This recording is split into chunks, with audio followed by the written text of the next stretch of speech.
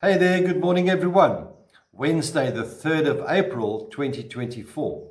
This morning's devotional is a reading from Romans chapter 1, reading verse 20, and it reads, "For since the beginning of creation of the world, God's invisible qualities, his eternal power and divine nature have been clearly seen, being understood from what has been made, so that men are without excuse. How eager are you to learn new things?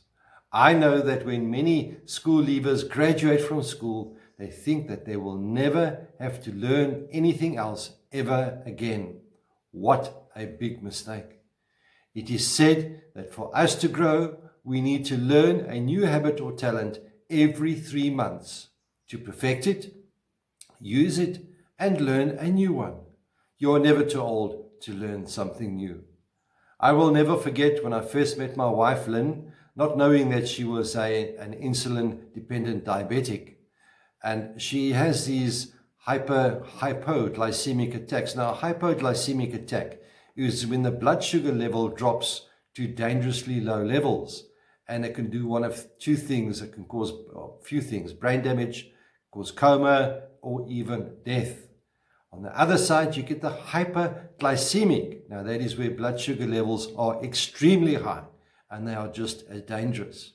Anyway, Lynn tends to lean to the hypoglycemic, and she has these wobbles. I call them wobbles, but she has these attacks in the wee hours of the morning, at ungodly hours, at 2, 3 o'clock in the morning, when you are in the deepest of deep sleeps. And when this happened, it looks like someone having an epileptic fit. And needless to say, I had one of two choices back then. I could either let it go and ignore it, or I could learn as much as possible about diabetes. Now, I'm not a professor on the topic, but what I do know is that in the event of an emergency, I'm able to help her until she is back to normal. In fact, you tend to learn, you look for things that other people miss, even the medical profession.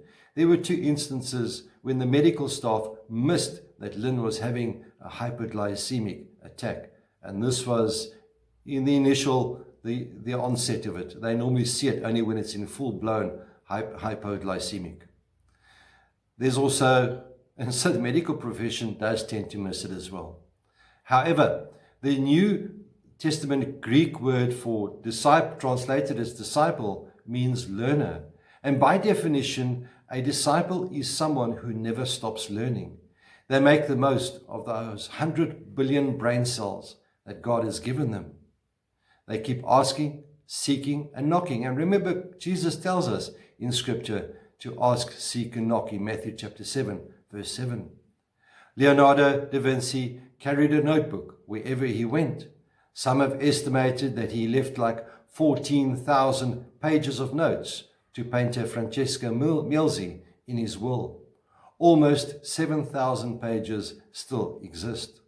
Bill Gates bought 18 pages for a sum of 30.8 million in 1994. Now, the scribbles of Da Vinci on pieces of paper, napkins, ranged from anatomy to botany to painting to philosophy and everything. And he used the technique that many of us are unable to master, and that is known as mirror writing. So in other words, he used to write in reverse, and you could only read it by using a mirror. In the final days before his death, on the 2nd of May, 1519, Leonardo apologized to God and to mankind for leaving so much undone, and he resolved to keep learning until the day he died.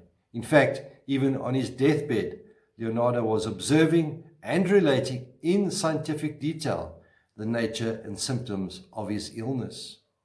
So, never stop learning, because it glorifies God when you do it for the right reasons. And the right reason is to know Him so that you can love Him even more. Live like you will die tomorrow, but keep learning like you will live forever. After all, as a redeemed child of God, you will live forever. My dear friends, when a learned person dies, it should be like a library that has burnt to the ground. Never think that you know it all. There is always room for some more information.